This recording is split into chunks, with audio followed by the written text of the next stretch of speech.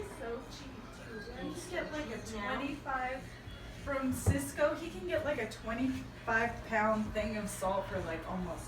I was shocked how cheap it was. It was so cheap. It's table salt? Yeah. Just regular table salt. That is cheap. Mm-hmm. I can't remember what he said it was, but it was just really cheap. It was the cheapest thing. 25 It was pounds. cheaper than the beans. It was cheaper than the rice. It was really cheap. It's unnecessary though. Mm-hmm. And then he's got all kinds of like those 5-gallon buckets that waterproof and stuff. So Yeah, those are from ice cream. mm-hmm. Yeah, that's perfect. That's awesome. Those. I know, you don't wonder if it's going to come to that.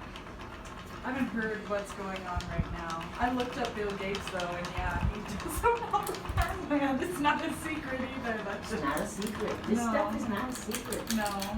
That's just information. And most people it just glazes over.